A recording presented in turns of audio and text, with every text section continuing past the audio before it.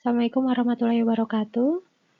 Ya, kali ini kita akan praktikum farmakoterapi dislipidemia, di mana kita kemarin sudah mempelajari tata laksananya ya saat perkuliahan teori farmakoterapi 2. Jadi nanti di sini kita saat praktikum akan belajar menyelesaikan suatu kasus pada pasien dengan dislipidemia. Ya, ini plotting kita ya untuk praktikum dislipidemia. Jadi hari ini kita nanti akan diskusi kelompok, kemudian dilanjutkan untuk pekan depan diskusi kelas. Jadi hari ini nanti akan ada satu kasus. Tugas teman-teman mendiskusikannya dengan kelompok ya. Kemudian hasil diskusi tolong dicantumkan di laporan sementara. Laporan sementara silahkan diupload pada menu tugas di Google Classroom ya. Satu kelompok cukup satu saja yang mengupload ya. Kemudian untuk pekan depan di 13 Oktober, di awal kita pretest dulu, kemudian kita lanjutkan diskusi kelas. Yang bertugas presentasi adalah kelompok yang sudah ditunjuk ya. Dan tolong video presentasi dan file PPT-nya diupload di Google Classroom, di menu forum ya, agar teman-teman yang lain bisa mengakses. Begitu, kemudian untuk di akhir sesi, tolong notulensinya diupload juga di GC. Dan silakan teman-teman lanjut mengerjakan laporan resmi ya. Itu. Jadi hari ini kita di 6 Oktober ini kita mengerjakan diskusi kelompok, lanjut pekan depan kita diskusi kelas. Tujuan pembelajaran kita hari ini adalah diharapkan mahasiswa mampu mengidentifikasi masalah terkait obat pada suatu kasus dislipidemia dan diharapkan mahasiswa mampu memberikan rekomendasi terapi, pemantauan terapi, serta informasi dan edukasi yang tepat pada kasus pasien dengan dislipidemia.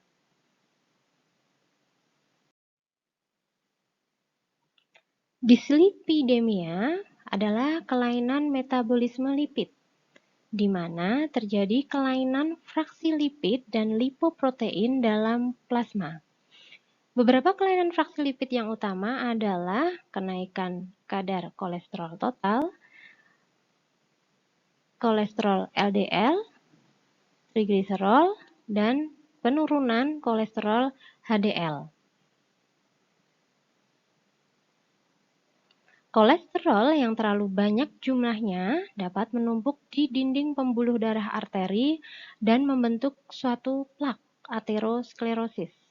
Akibatnya, aliran darah di dalam tubuh termasuk jantung dan otak dapat terganggu. Jadi, tujuan utama pengelolaan dislipidemia ini adalah untuk mencegah suatu penyakit kardiovaskuler. Ini adalah beberapa klasifikasi kadar lipid dalam plasma ya, dapat dilihat di sini. Kadar kolesterol total ya yang normal adalah kurang dari 200 ya. Kolesterol LDL dikatakan optimal jika dia kurang dari 100. Kolesterol HDL dikatakan rendah jika kurang dari 40 dan dikatakan tinggi jika di atas 60. Sedangkan trigliserid dikatakan normal jika kurang dari 150. Mengulas sedikit ya, kemarin sudah kita bahas di teori farmakoterapi 2. Terapi dislipidemia terbagi menjadi 2, farmakologi dan non-farmakologi. Terapi farmakologi ada dari golongan statin, asam nikotinat, fibrat, bile acid sequestrans, asam lemak omega 3, inhibitor PSCK9 ataupun ezetimibe.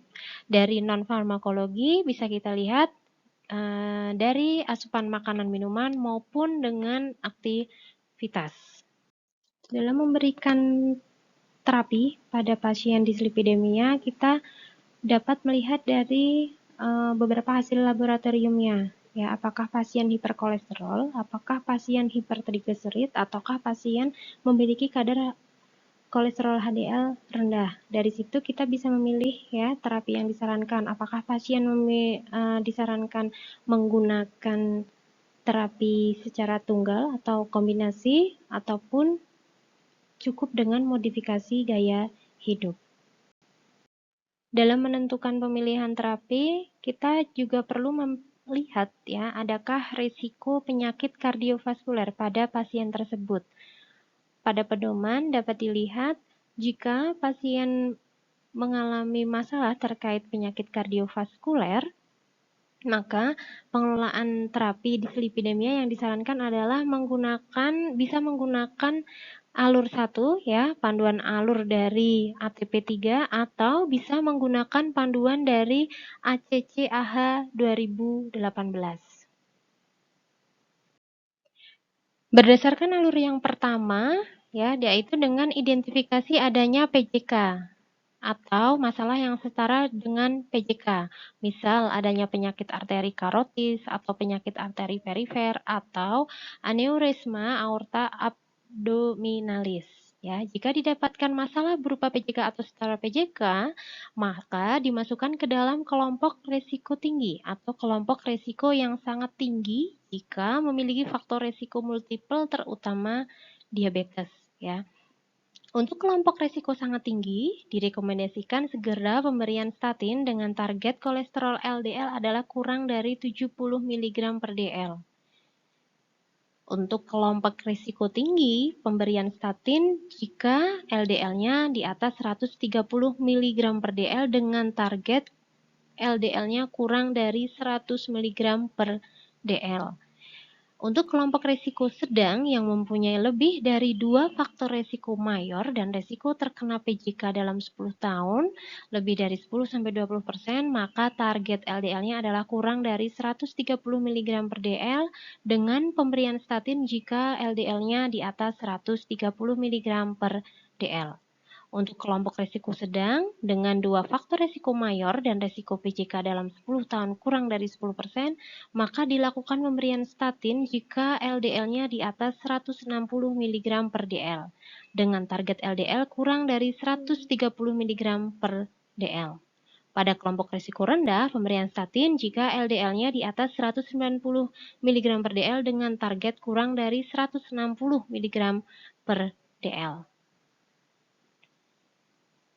Pada alur yang kedua, berdasarkan AH 2018, pemilihan terapinya dilakukan dengan mengelompokkan pasien dalam 4 kelompok ya. Ada kelompok pasien yang secara klinis sudah mengalami penyakit kardiovaskuler, ada kelompok yang dengan hiperkolesterol berat di atas 190 mg per dl, ada kelompok dengan diabetes mellitus, ada kelompok pencegahan primer ya. Dari situ dapat dilihat terapi yang disarankan ya, dan dapat dilihat juga goal terapinya ya, goal LDL yang diharapkan pada pasien tersebut.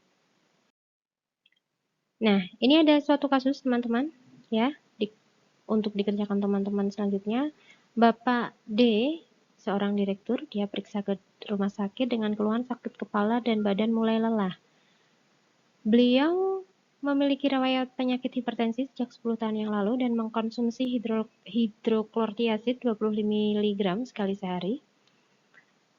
Hasil pemeriksaan fisik dan laboratorium bisa dilihat ya di sini, di mana tekanan darahnya 140/90, untuk nadinya 65 kali per menit.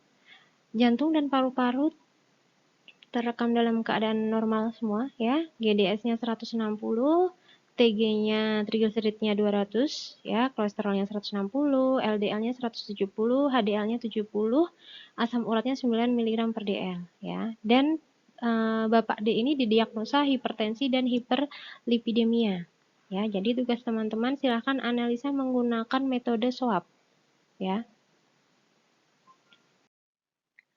Silahkan diisi berdasarkan format kita kemarin ya, laporan sementara. Problem medisnya apa, ya, terapi saat ini apa, ditulis di tabel, subjektif apa, objektifnya apa, asesmennya apa, dan rekomendasi untuk Bapak D ini apa. Ya, jangan lupa untuk mencantumkan referensi yang dipakai oleh teman-teman. Kemudian, rencana pemantauan terapi, ya, tolong dituliskan juga. Tadi teman-teman menyarankan obat apa saja yang digunakan, yang perlu dipantau ya setelah menggunakan itu apa saja? Kondisi klinik yang perlu dipantau apa, tanda vital yang perlu dipantau apa, hasil laboratorium yang perlu dipantau apa, ya. Kemudian apa rencana edukasi yang diberikan untuk pasien, ya. Tuliskan di laporan sementara. Ya. Jadi, semangat mengerjakan laporan sementara. Setelah selesai tolong di-upload di Google Classroom ya. Satu kelompok cukup mengupload satu saja, ya. Begitu, terima kasih. Semangat mengerjakan teman-teman. Wassalamualaikum warahmatullahi wabarakatuh.